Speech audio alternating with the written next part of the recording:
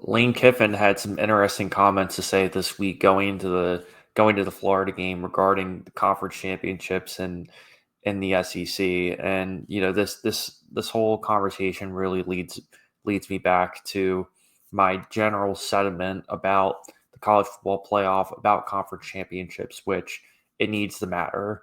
And quite frankly, it's this quote is idiotic for a number of different reasons. First and foremost, you know, Lane Kiffin wouldn't be saying this if he was in the conference championship hunt.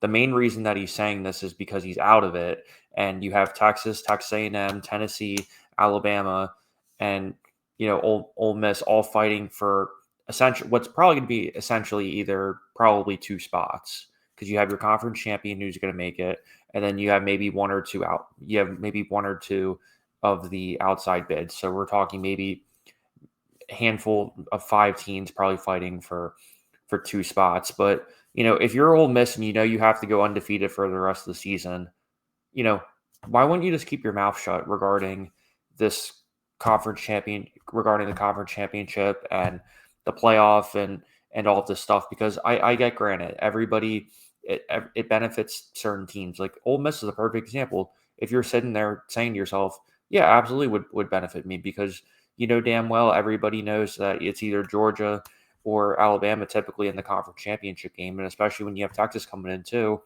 you know, the most realistic path for teams like Ole Miss and Penn State to get in would be in the college football playoffs. So for you to sit there and turn around to all of a sudden and say, well, they don't really matter anymore because, what if my guys aren't healthy? What if I get the wrong matchup or, what if my team gets screwed? And, there's a couple things to that. I mean, first and foremost, everybody's going to get screwed in this format to some capacity.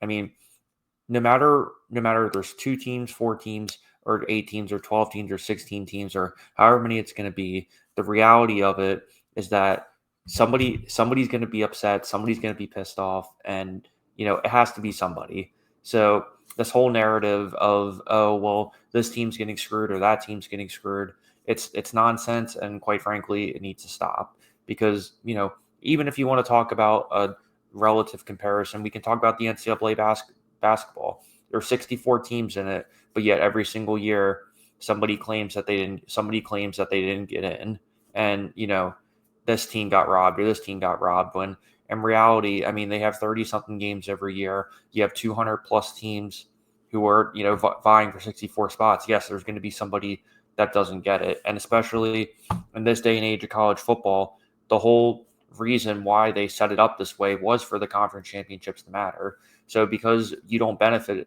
from it anymore, it's quite frankly hypocritical, because the reality of it is the only reason why the SEC coaches are all sitting there bitching about this is because the reality is that usually there is a dominant SEC team that typically kind of runs away with the conference, whereas this year, everyone's kind of beating each other, so there's really no clear favorite in terms of who's going to win the SEC title. I mean, obviously right now it's Texas because they only have one loss, but I'll be willing to say this right now. Who I would go as far to say that Texas A&M has a real shot at beating Texas, especially if those Texas A&M linebackers and that secondary can really put some pressure on Quinn Ewers and stop the yards after catch and be really disciplined in terms of tackling.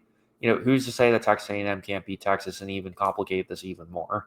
Because when you look at all this too, I mean, number one, I mean, we also have no idea in terms of how the committee is going to look at conference champions versus who lost the conference championship versus those two lost teams that we're talking about right now. Because if we want to go back and talk about president, for example, I mean, we can talk. I'll throw this out again in terms of Florida State. They went 13-0. They won the ACC championship game, and they did everything right that they possibly had to, but they didn't get in because Jordan Travis got hurt against North Alabama, an FCS school, in what was in essence garbage time when they were up by two or three possessions. And so for me to if we want to talk about past presidents, you can argue that conference championships haven't been valued as much as they should be. So it goes to show that it's at the end of the day, there's always going to be benefits to it, and there's always going to be negatives. But the more and more you you look at this full picture, the more that everything concludes to, you know, quite frankly, college football is being soft. I mean, Heather Donald said this, Crane and Company said this, another great college football show who, I highly recommend tuning into. But the reality is that, people are just finding ways to complain about things that quite frankly aren't necessary. And I hear other college football analysts and fans who say, oh, well, why don't we just get rid of college championships altogether? But, the reality of it was that the whole point to make the championships at least matter a little bit more in the sense that it's always the two best teams. Every conference in college football, except the Sun Belt, has got rid of divisions. So it's you're at the point now where the best two teams are playing in your conference championship every single game, every single year now. So you can't make up the excuse of anymore of, oh, well, Penn State's playing Illinois, or Penn State's playing Purdue, or Ohio State's playing, Northwestern or something. No longer you have those excuses to, kind of hang your head on in terms of why conference championships don't matter anymore. And yet again, you play 8 or 9 games of your season against your conference, but yeah, we're going to sit here and turn around and pretend like they don't matter anymore. I'm just getting to a point now where this narrative is just quite frankly starting to get old for a number of reasons. And, for those who have followed me knows how much I sit there and talk about how important conference championships are in college football as much as they are in every other sport. I mean, let's think about every single other professional sports league in the world. Which one of those don't matter? In the NFL, you get into the playoffs when you win your division. The NBA, you do when you win your division. In the NHL, you do when you win your division. So why all of a sudden are we trying to masquerade and trying to change things when for one particular season something probably won't work in your favor? And I've said this before on the show. If we're picking between a one loss ACC or Big 12 team versus a 3-loss SEC team, I'm sorry, but the 3-loss SEC team is simply not going to get in. Now, granted, it opens up the can of worms of, well, what if that third loss is your SEC championship game? Well, I mean, depends for a number of reasons, right? I mean, we can talk about in terms of whether this is a fresh matchup or not. For example, let's say hypothetically your conference championship game. Let's just I'm just obviously this isn't going to happen, but let's say it was Texas and Texas A&M in the conference championship game, and somehow Texas A&M beat them in the regular season, but then Texas beats them in the conference championship. So then you kind of ask yourself, okay, Texas A&M lost to Notre Dame, then they lost, and then they lost to Texas.